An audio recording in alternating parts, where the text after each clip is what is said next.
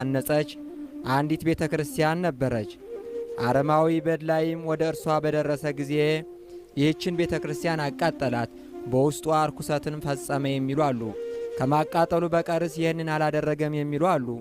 በእግዚአብሔር ልዩ ጸጋ ዳግማዊ ቆስጠንጢኖስ የተሰኘ ንጉሳችን ዘርዓ ያዕቆብ ይህንን በሰማ ጊዜ በተወዳጅ ልጇ በእመቤታችን ወላዲተ አምላክ ቅድስት ድንግል ማርያም ኃይል በድላይን ለመውጋት ተዘጋጀ። በድላይም በበኩሉ ንጉሡ ዘርዓ ያዕቆብን ይበቀለው ዘንድ ተነሳ። በዚያን ጊዜም በነጭ ፈረስ የተቀመጠ ፈረሰኛ በበድላይ የጦርነት ሰራዊት ውስጥ ታየ። ከኋላም ሆኖ ይነዳቸዋል፣ ደግሞም ከፊታቸው ሆኖ ያሮጣቸው ነበር። ከንጉሳችን ዘርዓ ያዕቆብም አጠገብ ባደረሳቸው ጊዜም ያ ነጭ ፈረሰኛ ከበድላይ ሰራዊት ተለይቶ የበድላይ ጦር ለመውጋት ከንጉሳችን ከዘርዓ ያዕቆብ ሰራዊት ጋር ተቀላቀለ። በክርስቲያንና በአረማውያኑ መካከልም ጦርነቱ በርቶ አረማውያኑ ተሸነፉ። አለቃቸው በድላይም በጦርነቱ መሃል ወድቆ ሞተ። ከሰራዊቱም መሃል ብዙዎቹ ከበድላይ የልቡ ትዕቢት የተነሳ ክፉኛ አሟሟትን ሞቱ።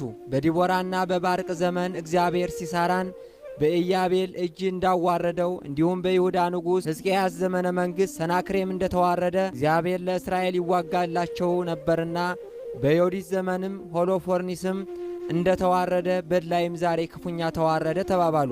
እንዲሁም ንጉሳችን ዘርዓ ያዕቆብ በእመቤታችን ቅድስት ድንግል ማርያም ኃይልና በሊቀ ሰማዕታት ቅዱስ ጊዮርጊስ ተራዳይነት የአረማውያን ሬሳ ምድሩን እስኪሞላ ድረስ ድል አደረጋቸው። ምድር በደማቸው ተናወጠች። የሞቱትና የተማረኩትን ብዛት ቁጥር ለመድረስ አይቻልም። የተማረከው ገንዘባቸውም ጌጣቸውና የፈረሶቻቸውን ጌጥ የጦር መሳሪያቸው ብዛትና ጥራት እጅግ አስደናቂ ነበር። ስለዚህም ንጉሳችን ዘርዓ ያዕቆብ በመጽሐፈ ድርሳኑ ወደ ቤተ መንግሥቴ የገባውን የራሳቸውና የሰዎቹና የፈረሶቻቸው ጌጥ በየአይነቱ ሊናገሩ የማይቻል እጅግ አስደናቂ ነበር አለ። ሊቀ ሰማዕታት ቅዱስ ጊዮርጊስም አረማውያንን በሚዋጋበት ጊዜ አረማውያን ራሳቸውን በነጭ ፈረስ ተቀምጦ በግልጽ ሲዋጋቸው በማየታቸው ሊቀ ሰማዕታት ቅዱስ ጊዮርጊስ ተዋጋልን ብለው መሰከሩ። ክርስቲያኑም ደግሞ ሊቀ ሰማዕታት ቅዱስ ጊዮርጊስ ረዳን አሉ። ክርስቲያኖችም ደግሞ ሊቀ ሰማዕታት ቅዱስ ጊዮርጊስ ረዳን አሉ። በዚያም የጦርነት ቀን ሌሊቱን ሊቀ ሰማዕታት ቅዱስ ጊዮርጊስ በስሙ በታነጸች በአንዲት ሌላ ቤተ ክርስቲያን የጦር መሳሪያ የታጠቀ ወታደር ተመስሎ ለአንድ ቄስ ተገለጠለት። ጦሩን በእጁ ይዟል። ለቄሱም ዛሬ ከበድላይ ጋር ውዬ መጣሁ አለው።